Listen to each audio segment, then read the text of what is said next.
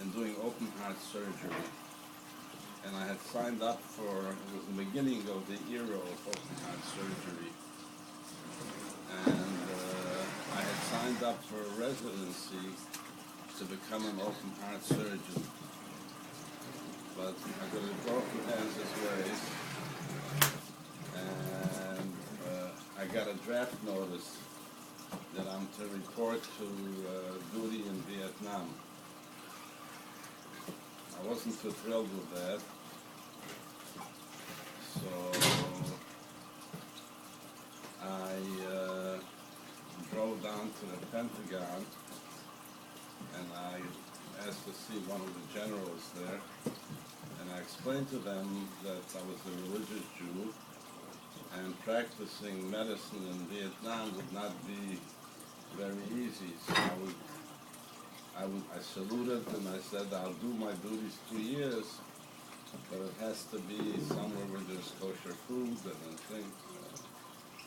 So he saluted back and he told me that he'd done 3 hardship tours in Bangladesh and India, and so we all have to do our duty. I said, but so we fenced back and forth.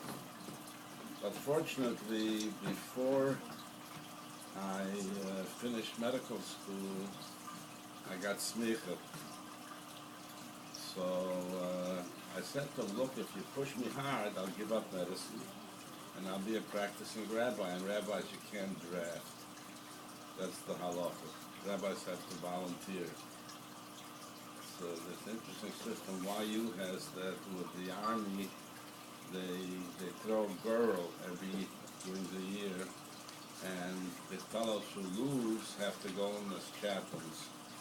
And that's right, but this is during peacetime, but even during war they have to do this. Anyway, so when I gave him this thing, the general sort of backed up and says, now you got me against the wall. Here's what I'm willing to offer you.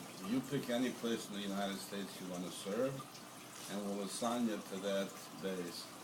I said, well, I'd like to work there. There's a fort on Staten Island, and there's an army base there. I said, I'd like to do my duty in that fort. He says, you got it.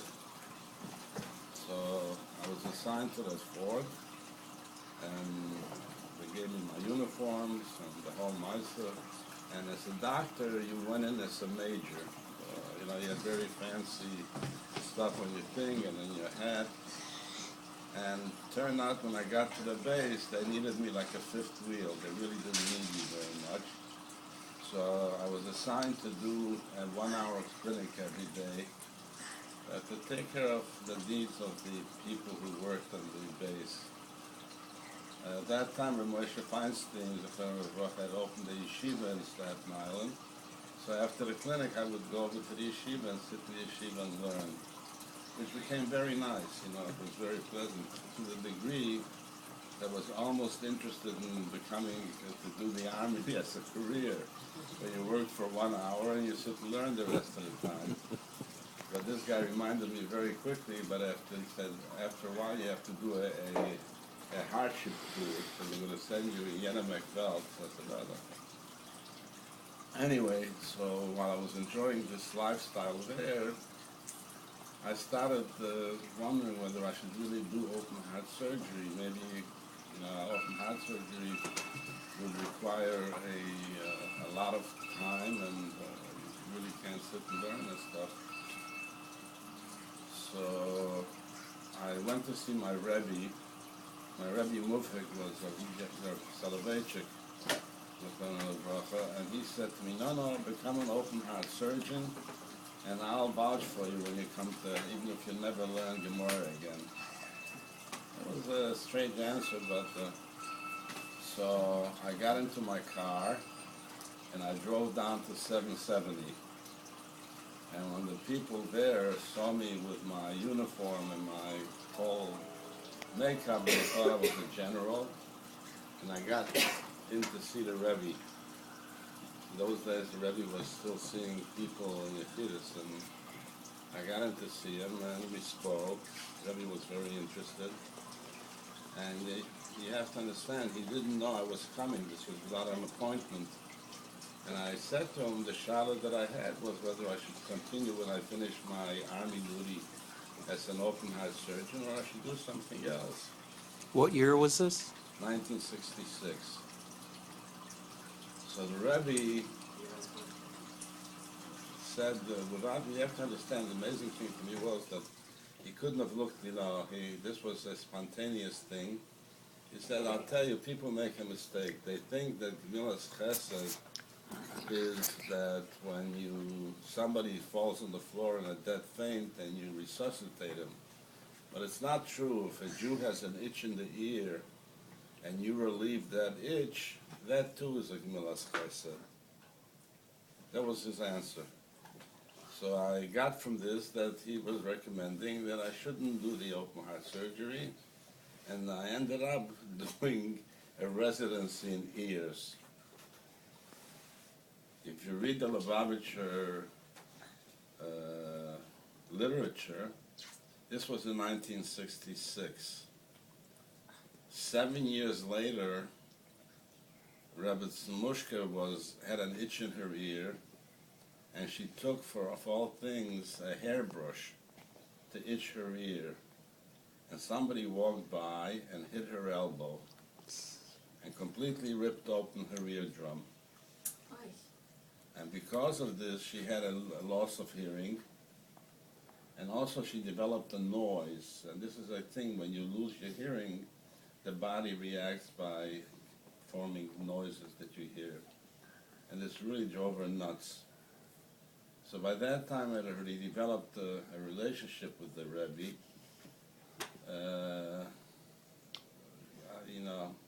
Actually, my practice, when I finished the army, the Satmar REBBETZIN got hold of me, and she sort of twisted my arm to run a clinic in Williamsburg for people who have no medical insurance.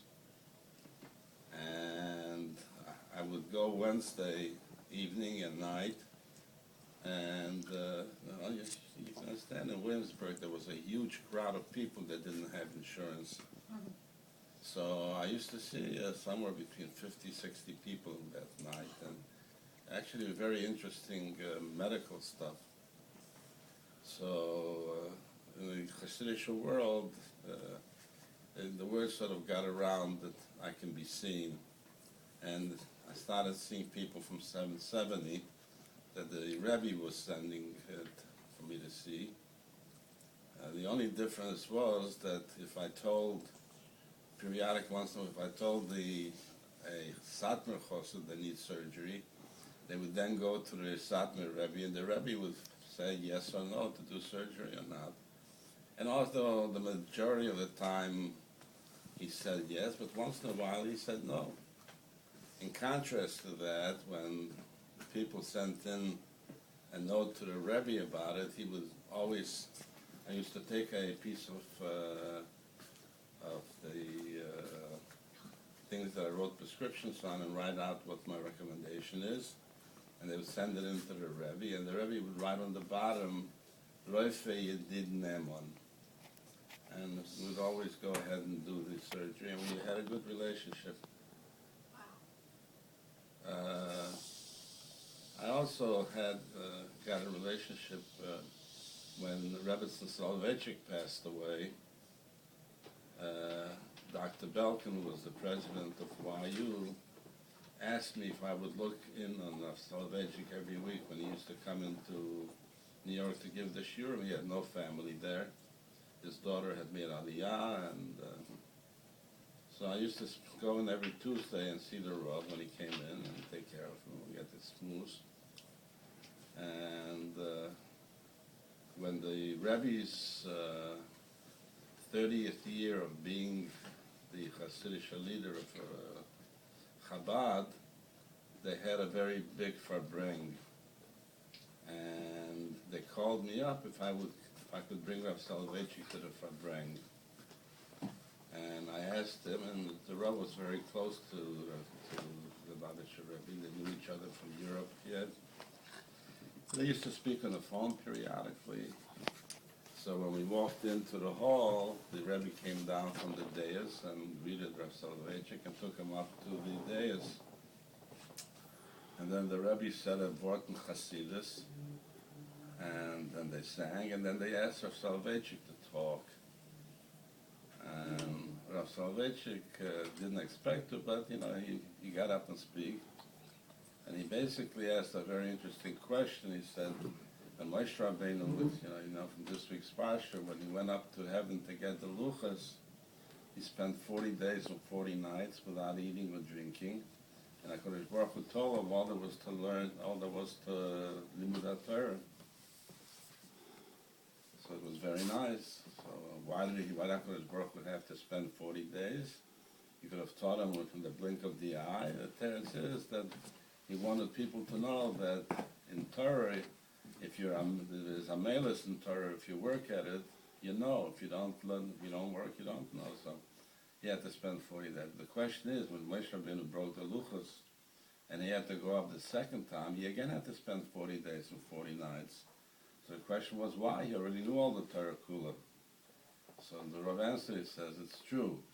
The second 40 days and 40 nights, he didn't teach him the Torah. He knew that already, but he taught him how to be a manhig. So that's what he spent the second 40 days. So the Rav said, he knew when the Lubavitch Rebbe was in Berlin with him, he already was a big Talmud Chacham. So what did he have to? He says he had to learn to be a manhig. 30 years, and of course, the Rebbe built up as a tremendous empire. Anyway, going back to the story with the REBBETZIN, as she was itching her ear and somebody walked by and hit her elbow, and what they did was they ripped her eardrum, made a big hole.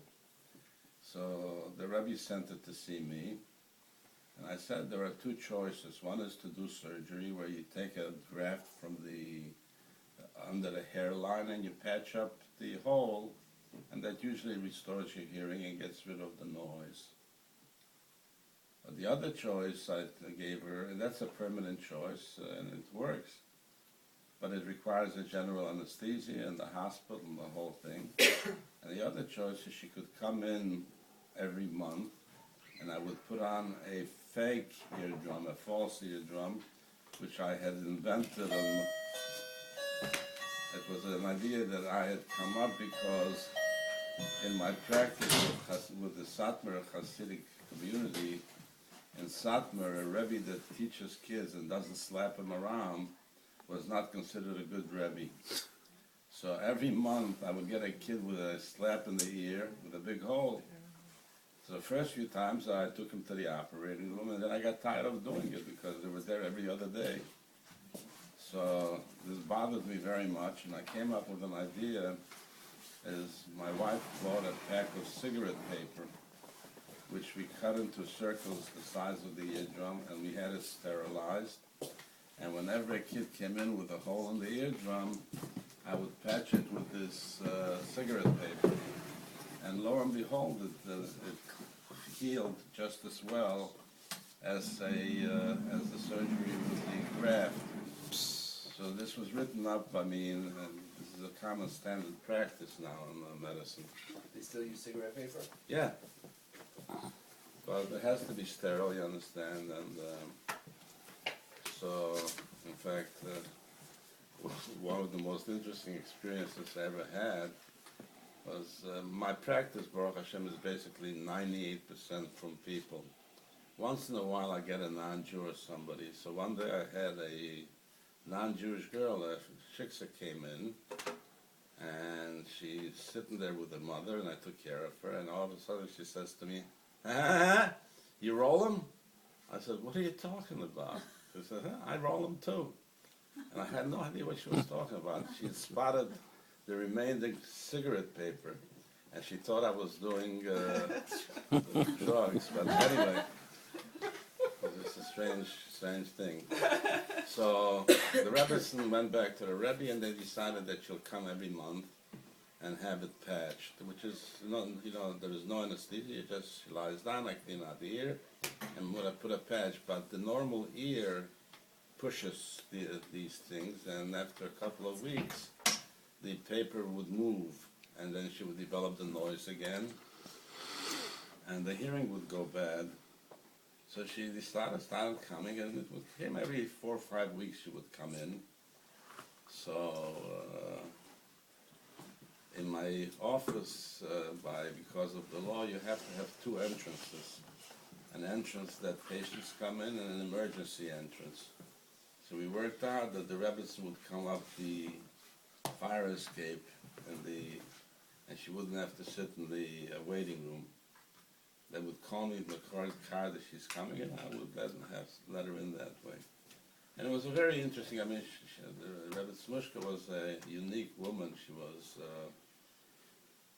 a schus to be able to help her, to the degree that I have to tell you that when the Rebbe was sitting Shiva for the Rebbetzin, I got a call that he would like me to come be Menachem Avu.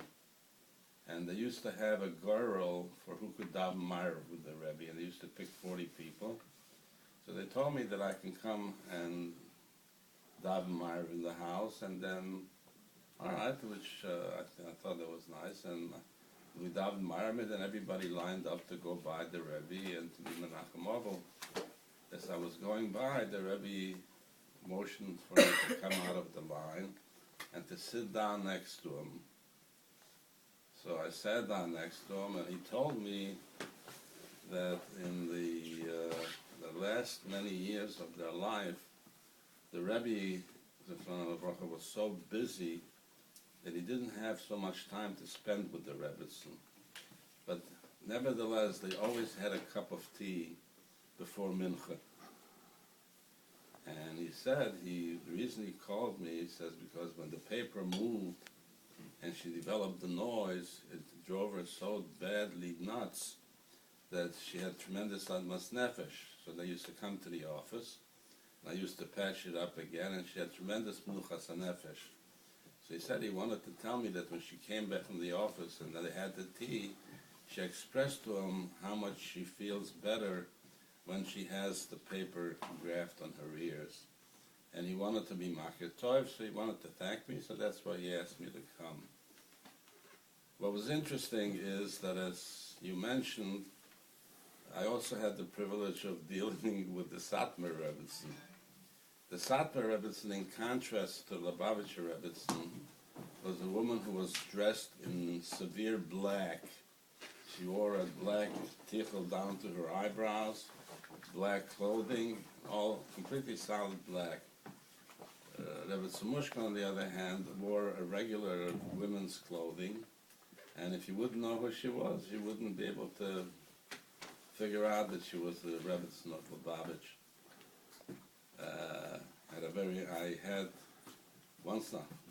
There was a shiksa who was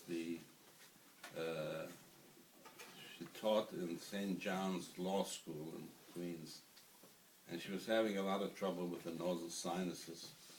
And somehow she heard about me, and she came to the office, and I did surgery for her. And in one of her post-op visits, she was sitting in the waiting room when I got a call that the Satmar Rebbetzin is on her way in. And when the Satmar Rebbetzin came, unlike the Lubavitcher Rebbetzin, she came with just the driver. The Satmar Rebbetzin arrived, and first 2 young girls came up, so the Rebbetzin is on her way. Then 2 matronly women came in and says, the Rebbetzin is coming up. Then the driver came in and said, the Rebbetzin is here. And she would come through the door, and of course everybody, the women who were sitting in the room, recognized her, so they all went over and they kissed her hand. And this poor shiksa was going nuts. She says, and she came in, she says, who is this woman that everybody is kissing her hand? So I explained to her that, like the Goyim have a pope, Jews have a popacy. And she was the Jewish lady pope. And that's why everybody is kissing her hand. She was flabbergasted. The Rebbetzin, on the other hand, did not want this attention. And so she came up in the back way until people discovered that she's coming up the back way.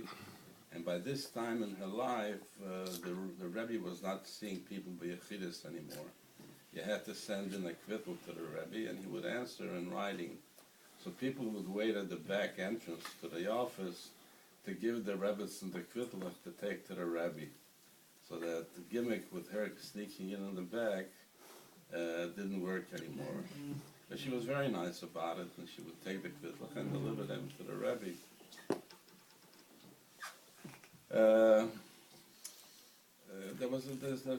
There's a tremendous contrast between the Satmar Rebbetzin actually controlled the finances of Satmar when Rebbe Eilish, the first Rebbe, was alive.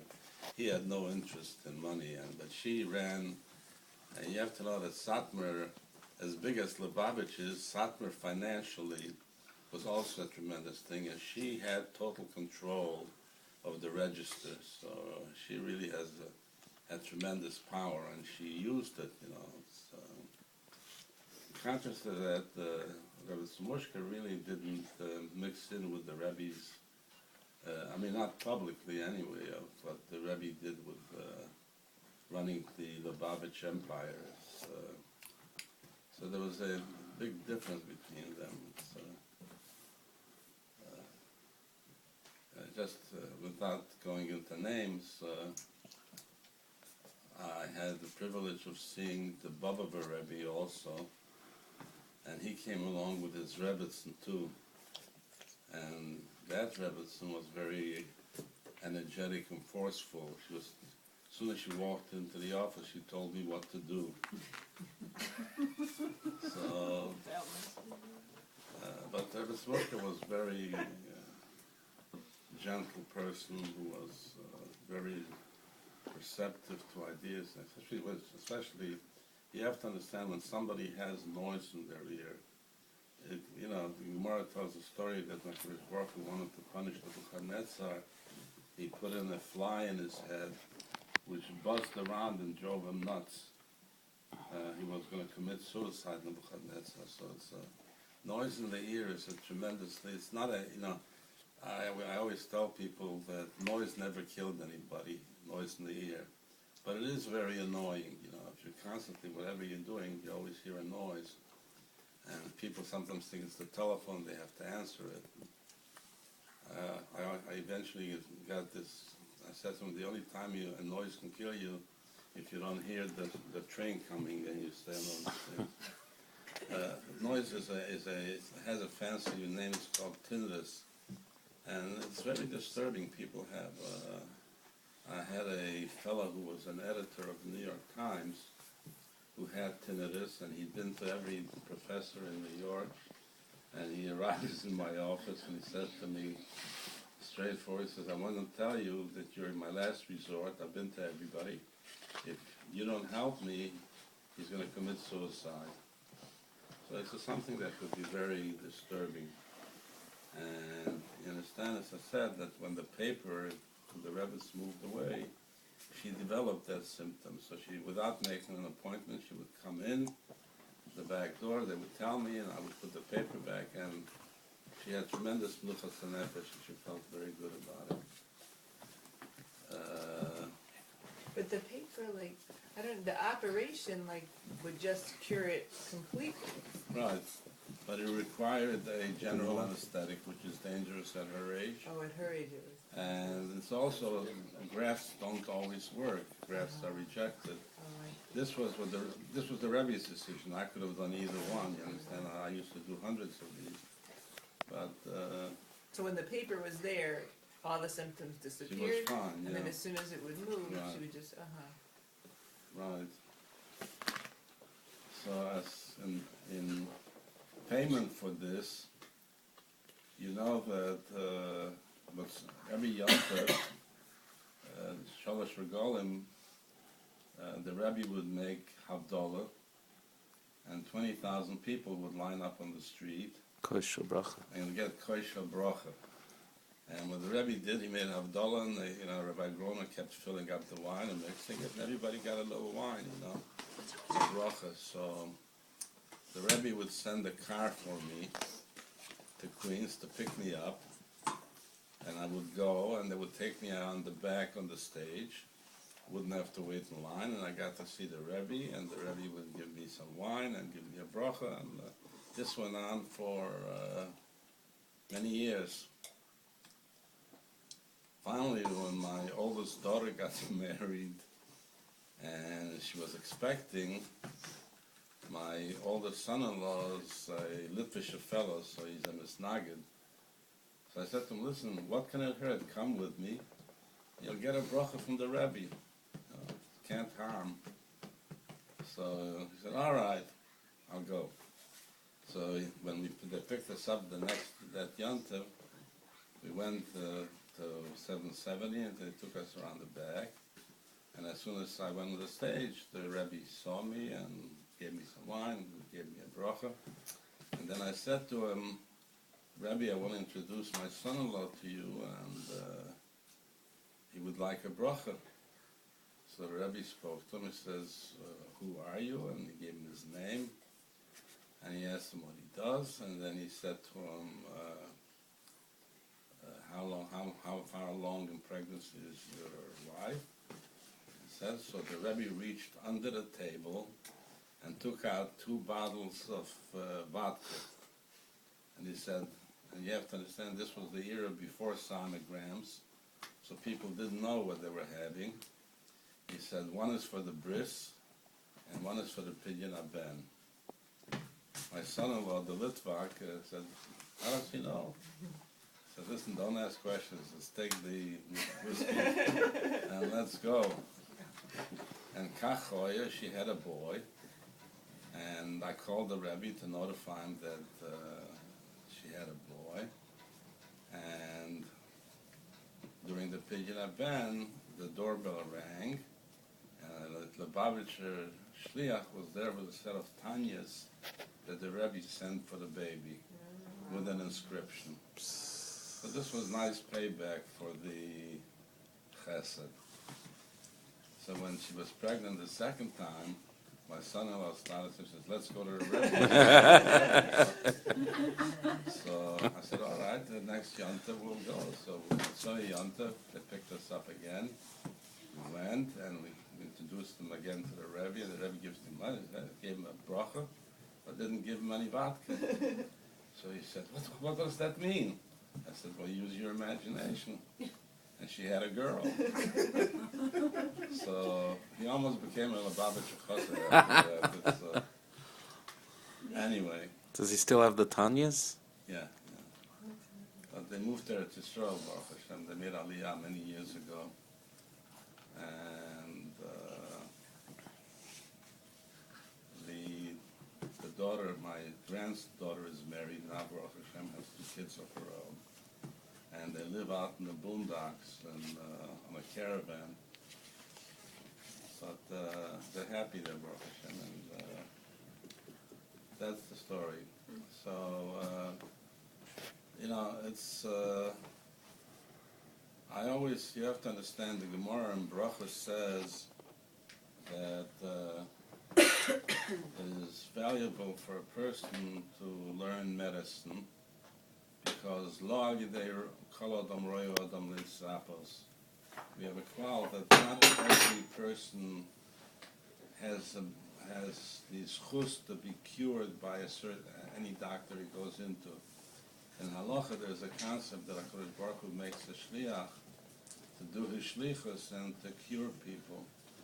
So when you have the schus, especially that when you're dealing with a frum oilam and some regular people and Doyle Yisrael and yeshivas and stuff like that. I mean, basically, I'm in the midst of writing a book about every Hasidic Rebbe in the tri-state area has been to my office, and every Rosh Yeshiva has been there.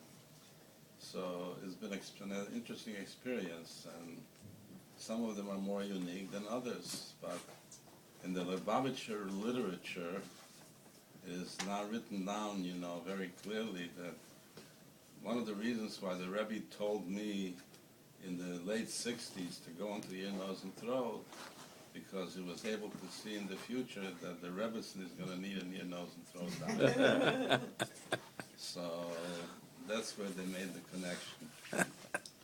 Whatever it be, I have to tell you, I'm very thankful that just as an aside, I want to tell you, I went to see Rabbi Moshe Feinstein with the same question, and he had sort of a position between our Soloveitchik and the Rebbe. He said, "Nah, let somebody else be an open heart surgeon. You do something, it's easier, they'll give you time to learn." But these were different, different concepts in thing. There is an interesting, if you remember, when you read the Megillah, at the end of the Megillah it says that Mordechai is Dervish Shalom, that he was an emissary of peace and chesed to the Jews. But the Megillah ends up with Rotzu Leroy Vechov. He was accepted by the majority of his brethren. So Chazal, as the Gemara and Megillah, asked the question, why wasn't he unanimously acclaimed?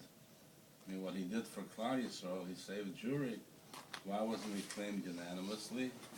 So Gemara answers that by the time when he was busy running around the palace trying to save the Jews, he wasn't learning. So for that reason, he wasn't recognized by everybody. So I asked the Rebbe, one of the brothers, the Lubavitcher Rebbe, what he makes of this Gemara, and he explained something to me which was very interesting.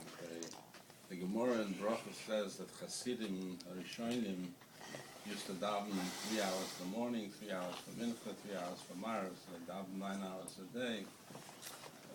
So Gemara asked the question, so what happens to their learning? When do they learn? And secondly, when do they get parnasa? What do they do? When do they work? So the same question appears in the Bavli and in the Talmud Yerushalmi. The Bavli gives an answer that Talmudom umlachtam mizvareches, that somebody who does chasodim, they only have to work a little bit in the day, and they see a simon bracha in their learning and in their melacha, so they have parnasa. The Yerushalmi gives a split answer. He says, melachtam mizvareches, they have a lot of hatzlacha in their work, but talmudam mishtameres, the learning doesn't progress, because to progress in learning, you have to learn. So Rebbe said that was the argument. The Pirshim Imenu Miktzah Sanhedrin were the Yerushalmi, who felt that if somebody does chasodim, he doesn't steig in learning, even though he sees a simon bracha. So that's why Pirshim and Miktzah Sanhedrin were the representatives from the Yerushalmi Sanhedrin, who were at that time in Bovel with Mordechai, but the Roiv were Bablim, so they felt that he was right by saving Klal Yisrael. So this was the experience I had, which, thank God that I'm forever thankful for the Rebbe in guiding me in this way, whether it was for the reason to take care of the REBBETZIN or not. The REBBETZIN used to come, this episode with her lasted 7 years before she was passed away. She used to come every month, and it was to me it was a real schus, like the same schus that I have for treating every Jewish person, and especially people who are recognized in the world of Jewry, and they do you can't have that, eh? Was he drinking whiskey? He's giving out signs. Oh, okay. I thought he was going to have it. You will. But the Rebbe said, like, someone's going to have an itch in their ear, and that's exactly what happened. She had an itch in the ear. Yeah, well, that's true. Yeah, That's amazing. That's amazing. That's an interesting story. Yeah. And I have to tell you that I had the privilege of talking to Yeshivas, the Rebbe a number of times.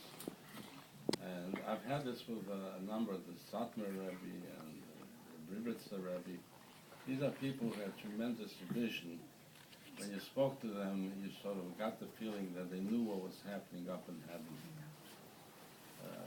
This is what makes a great Rebbe, that he not only knows what goes on in the world, but he also knows what goes on in the heavenly dimensions. And the Lubavitcher Rebbe was very clear-viewed about this. And interesting enough, so was the Satmar Rebbe, and so was the REBBETZIN Rebbe, with whom I had various experiences.